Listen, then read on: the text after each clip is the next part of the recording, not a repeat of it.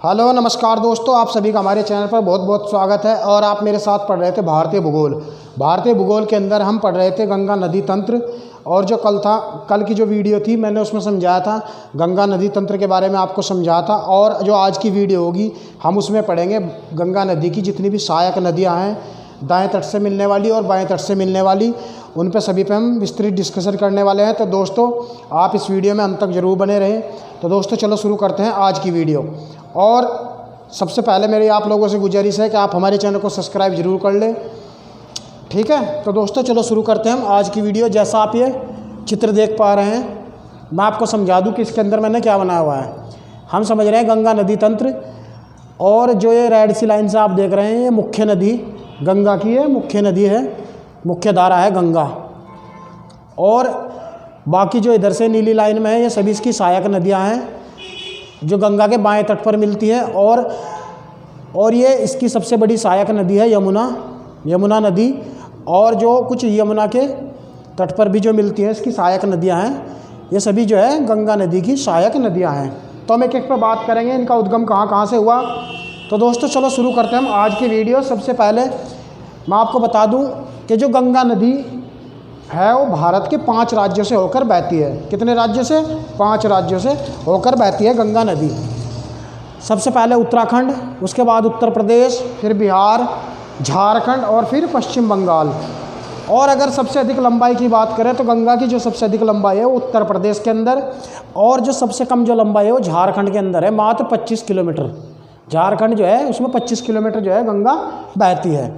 और अगर गंगा की टोटल लंबाई की बात करें तो है 2525 किलोमीटर। ये भारत और बांग्लादेश 2 देशों से होकर बहती है गंगा की जो लंबाई है 2525 किलोमीटर है टोटल। आइए अब हम बात करते हैं, जैसे गंगा नदी जो थी मैंने आपको समझाया था, गंगा नदी जो है स्टार्टिंग में जो है गंगा के नाम से नहीं निकलती बल्कि 2 धाराओं के रूप में निकलती है। जैसे गंगोत्री जो ग्लेशियर है वहाँ से जो धारा निकलती है उसको हम बोलते हैं भागीरथी नदी। और जो सतोपत ग्लेशियर है वहाँ से जो धारा निकलती है उसको बोलते हैं हम अलकनंदा। उसके बाद ये दोनों धाराएं एक धारा में मिल जाती हैं आके, उसके बाद इसको गंगा कहा जाता है। और उसके बाद जो है गंगा फिर आगे बढ़ती है और मैदान में प्रवेश करती है। तो दोस्तों हम सबसे पहले बात करते हैं दाएं तट पर मिलने वाली नदियाँ। जो इसकी सबसे बड़ी सहायक नदी है वह है यमुना नदी। जैसा आप देख रहे हैं यमुना नदी जो है वो यमुनोत्री ग्लेशियर से निकलती है, यमुनोत्री ग्लेशियर से। यमुना एकमात्र हिमालय नदी है जो गंगा के दाएं तट पर मिलती है। एकमात्र ऐसी हिमालय की नदियाँ है जो गंगा के दाएं तट पर मिलती है। बाकी जितनी भी हिमालय नदियाँ हैं सभी बाएं तट पर मिलती है। तो यमुना एकमात्र ऐसी नदी है जो दाएं तट से मिलती है। और इसकी जो लंबाई है यमुना की वह 1365 किलोमीटर, 1365 किलोमीटर लंबी है यमुना नदी। और ये गंगा की सबसे बड़ी सहायक नदी है। उसके बाद कुछ नदियां हैं जो गंगा नदी तंत्र का ही हिस्सा है, लेकिन वो डायरेक्ट गंगा के अंदर अपना जल नहीं गिराती बल्कि जो उसकी सहायक नदी है यमुना उसमें अपना जल गिराती है। जैसे सबसे पहले यहाँ उज्जैन के पास यहाँ से निकलती है शिप्रा नदी, और इधर से निकलती है चंबल। शिप्रा नदी जो है वो चंबल नदी में मिलकर यमुना के अंदर ही अपना जल गिराती है, यमुना में ही मिल जाती है। उसके बाद सिंध नदी, फिर बेतवा नदी, केन नदी, टोन नदी, और उसके बाद सोन नदी। ये जो है इनका पश्चिम से पूर्व क्रम भी है, जैसे चंबल, सिंध, बेतवा, केन, टोन, सोन। और इनमें से जैसे जो चंबल, सिंध, बेतवा और कैन नदी है, ये चारों नदी जो है ये चारों मालवा के पठार से निकलती है। ये चारों जो रिवर हैं कहाँ से निकलती है? मालवा के पठार से। जो मालवा का पठार है ये सब प्रायद्वीपीय नदियाँ हैं, और ये यमुना नदी में अपना जल गिराती है। और उसके बाद यमुना जो है वो संगम यानी कि इलाहाबाद में गंगा में ही मिल जाती है। तो अगर क्रम की बात करें, यमुना, चंबल, सिंध, बेतवा, केन, टोन, सोन, ये पश्चिम से जो पूर्व है इनका क्रम भी है। और इसमें से जो 4 नदी है चंबल, सिंध, बेतवा और कैन, ये चारों मालवा के पठार से निकलती है। और जो 2 नदी है टोन और सोन, टोन व सोन 2 केवल ऐसी प्रायद्वीपीय नदियाँ हैं जो पठार से निकलकर सीधा गंगा में जल गिराती है। कहाँ पे गिराती है? सीधा गंगा में। जैसा आप ये चित्र देखिए, जो टोन नदी है वो सीधा इलाहाबाद के समीप जो है, इलाहाबाद के समीप सीधा गंगा में जल गिराती है। और जो सोन नदी है ये अमरकंटक से निकलती है और बिहार की राजधानी पटना के पास समीप जो है गंगा में अपना जल गिराती है। आइए अब हम बात करते हैं बाएं तट से मिलने वाली नदियों के बारे में। सबसे पहले बाएं तट पर जो मिलती है नदी उसका नाम है रामगंगा। रामगंगा के अगर उद्गम की बात करें तो रामगंगा जो नदी है वो पोहड़ी गढ़वाल में स्थित दूधा टोली जो श्रेणी है वहाँ से निकलती है और गंगा में अपना जल गिराती है। उसके बाद बात करते हैं हम गोमती के बारे में। एक बहुत ही महत्वपूर्ण फैक्ट है कि एकमात्र नदी है जो पर्वत से ना होकर मैदान से निकलती है। गोमती जो है एकमात्र नदी है गंगा की जो पर्वत से ना होकर सीधा यहाँ मैदान से निकलती है और अपना जल जो है गंगा में मिलाती है।